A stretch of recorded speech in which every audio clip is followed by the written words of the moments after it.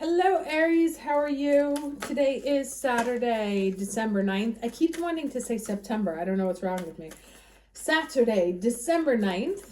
Hope everyone is doing well. We have a new moon in Sagittarius this week, and we also have Mercury going retrograde on the 13th. So we are in the stationing moment. He will be retrograde until January 1st. So keep that in mind as you plan your travel. And remember to leave extra time, make photocopies of everything. Assume that anything that can go wrong with travels will go wrong. And then you are it's not a time to wing it. Let's put it that way. The other thing I wanted to announce is that a lot of you have been writing me, asking me if I'm going to be doing my end of year, my annual readings, the 12-month overview. I'm going to do them a little bit differently instead of going into detail month by month for each one with the astrology and then the tarot. I'm going to look at your chart for the year and see what the big transits are, what's hitting you from an overall point of view, as opposed to like, be careful on this day, this is going to happen. And then also with the tarot, we'll do one card for each month, and I'll try to we'll do like an overview spread for what's the lesson of the year, and then more or less like what's one card for each month, as opposed to doing the verticals that I used to do. So if you are interested, please send me an email for forariesonly@gmail.com. I will be available to do them from now until December 22nd, and then not again until after January 8th. Okay, so if you're interested, and I go on a first come, first serve basis. So hit me up if you're interested in knowing what your next year looks like. All right, let's talk about this week, shall we? Okay. I'll take both. So we have embracing and purity here. Let's see what these cards are all about. I'm going to look at the embracing one because it really wanted to come out first, and then the purity was behind it. So we have, sometimes life overflows with emotions which can feel uncomfortable. However, the ensuing result of this discomfort can be of great value, perhaps arising from an unseen or unknown source. You get this card when emotions are seemingly overflowing or not flowing at all. Cherish the overflow of emotions and embrace the times that seem murky, for your inner floodplains are being replenished. And as a result, there will be great spiritual and physical expansion. Embrace all your emotions. When you do so, greater prosperity and fertility will flow into your life. Alternatively, if your emotions have been blocked, this is the time to explore and experience them.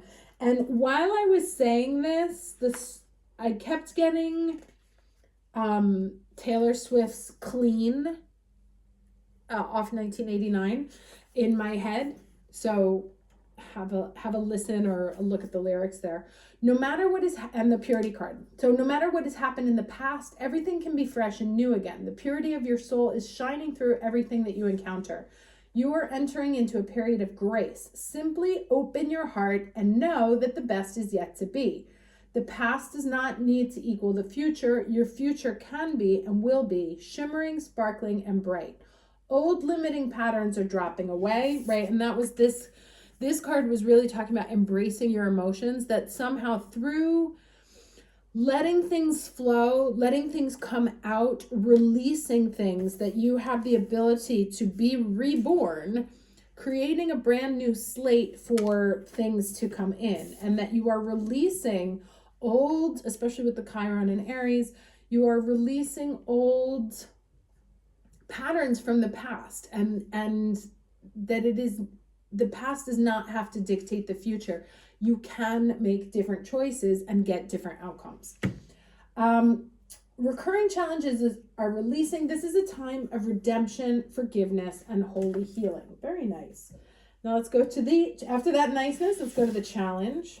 And especially with the new moon in Sagittarius, that is all about beliefs and values. And it's about beliefs of what you believe is possible for you. And so now is a great time to release any limiting ideas of, oh, that couldn't be me, or, oh, no, I would never do that. You can do whatever you want to, obviously following the laws of 3D physics, but okay. But your behavior can change. It's just a question of choosing to do things differently. All right, so we have here the Nine of Swords, so the exhaustion card, and the Page of Cups. So understanding, right? This is about freeing emotions. If you're keeping yourself trapped in, take yourself out for a flight. And really just opening up that actually the tension, if you've been suffering from tension headaches, and mental exhaustion from worry, that take a break, let it go, release your grip. I'm getting a lot of a sense of fear, right? Let your sense of fear go and embrace levity, lightness, a feeling of optimism, of possibility. Don't tell yourself that, oh, that'll never work out.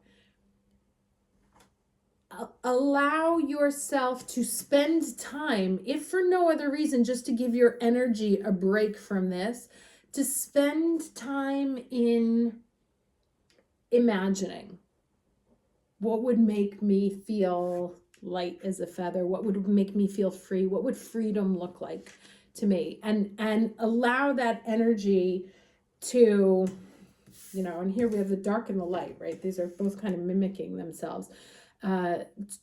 You're blocking something in your own energy space, and it's keeping you from feeling new, fresh, clean. But by letting go of something that's been bothering you, that you've been holding on to, think Four of Pentacles, by opening up, you create a different energetic pattern around you.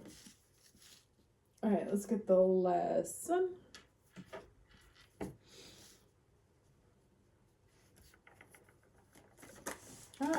And this is also with the Mars and Scorpio. Now, Scorpio is all about psychological patterns and things that lie underneath. And so that our Mars is really digging that up for us. And so this is a great time to transform. And with the Mars and Scorpio together with the new moon in Sagittarius, it can give you a roadmap to how you can transform, for even in ways that you never thought were possible. And it's funny because now I get why I had two thought things as I was getting this set up here. The first is my mother always sends me these New York cups in the hope that I'll feel nostalgic and want to come back and live there.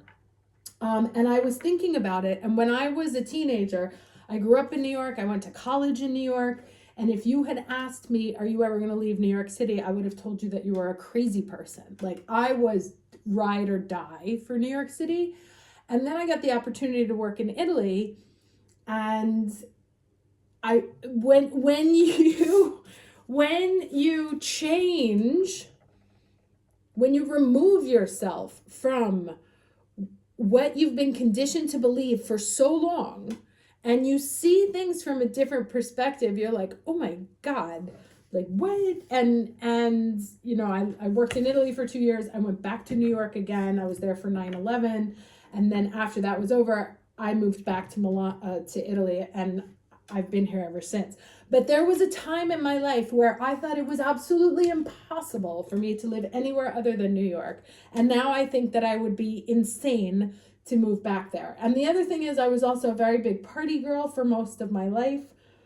I don't drink at all now. I just can't. My body is like, And there was a time when I didn't think that was possible either.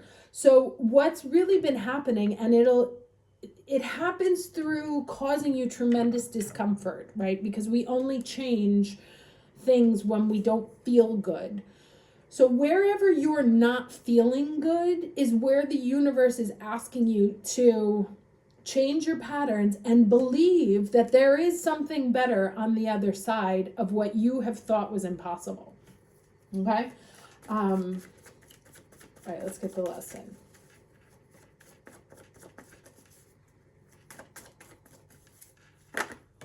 Oh, okay, yeah, right. And this funny came out for the members before too. All right, and there's a card hidden. I love this. There was a card hidden behind. I know what card it is, so I'm going to show you this one first, right? This is faith. And that is a Sagittarius keyword, right? Have faith. That doesn't necessarily mean you have to believe in an organized religion, but the having faith creates a different energetic dynamic, right? My father-in-law we had a long conversation about Christianity and religion, or Catholicism or religion.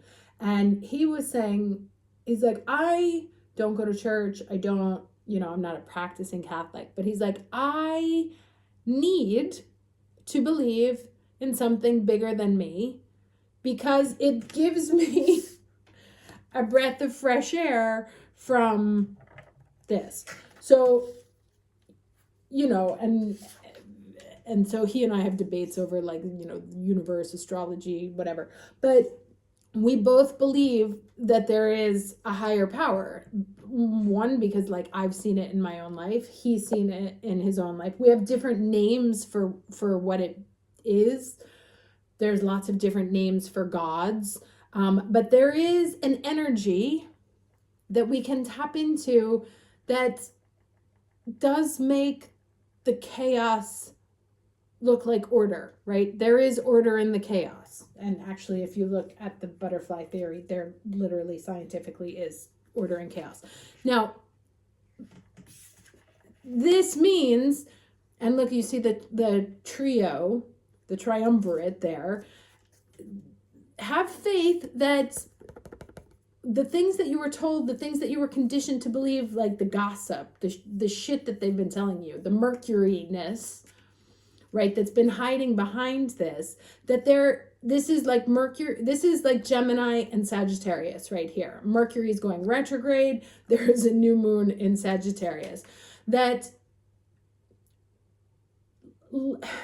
listen to the gossip, if for no other reason than to make yourself aware of how people, institutions, whatever, have been trying to condition your behavior in a certain way to their benefit, and have faith that actually you can free yourself of your past conditioning, right? And you can make up your own mind. That's really what this whole energy this week is, or from here to the end, right? You get to make up your own mind about the patterns and conditioning that have been instilled in you without you necessarily being consciously aware of them, through your experience or through your anthropology or through your family line. You are in a position to be your own guru.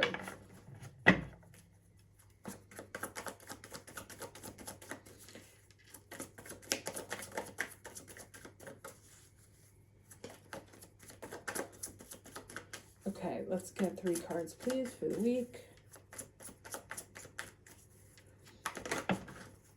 What do we have here?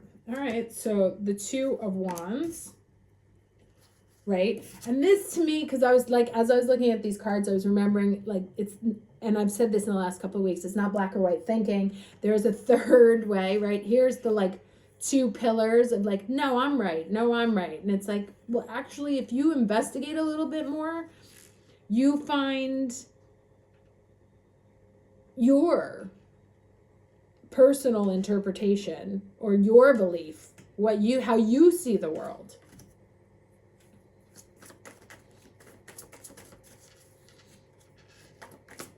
Two more cards, please.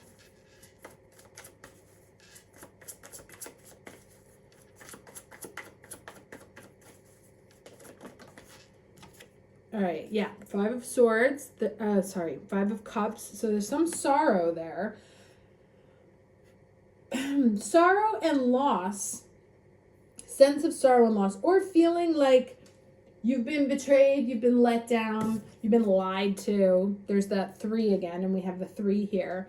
But there is hope, right? What comes across this is all the from darkness, light can arise.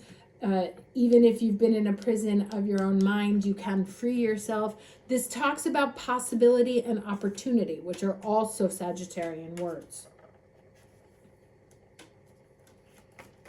One more card, please. Oh, too many. One more, please.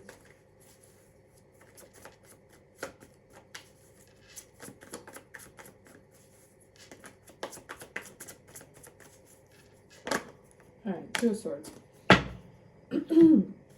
Okay, so we got 2 2s. Stuckness in what to think. We have 2. Actually, we have 3 2s because there's a 2 of Cups present in here also. So I see a lot of being of 2 minds, right? Not knowing what to believe, not knowing what to do, and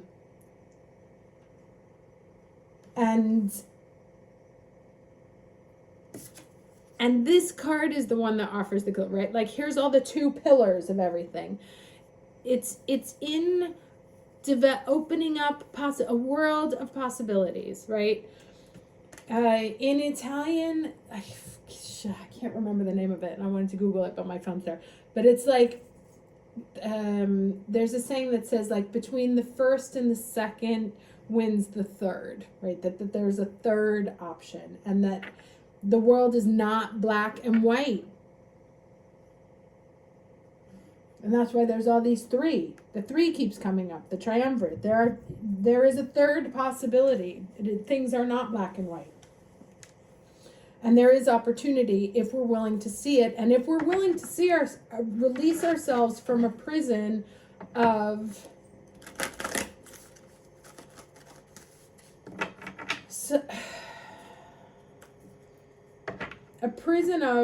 what the black and whites that we've been taught to believe.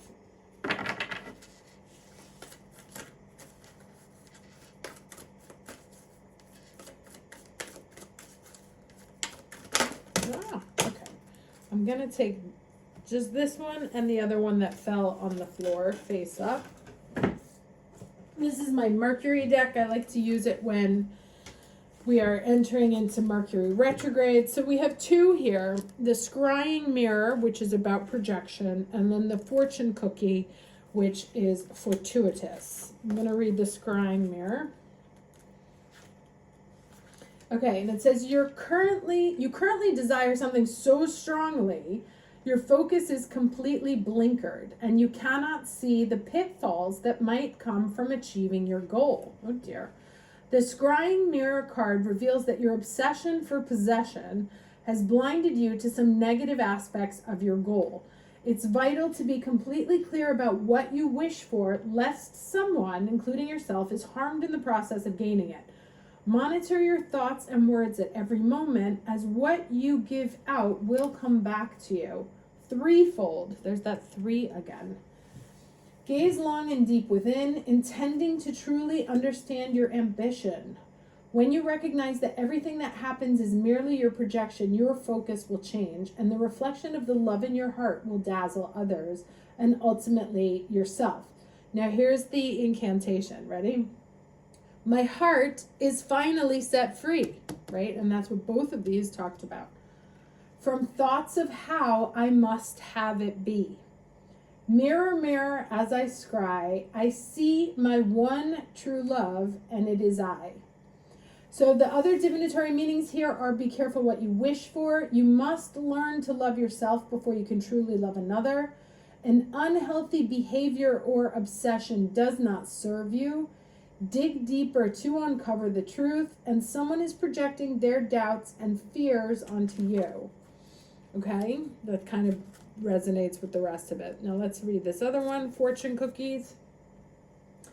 Something that has been hidden from you is now ready to be revealed, and it's rather wonderful. Remember, that's what we were talking about, the opportunities. Good fortune is yours for the taking. Be on the lookout for the unexpected. Synchronicity is key.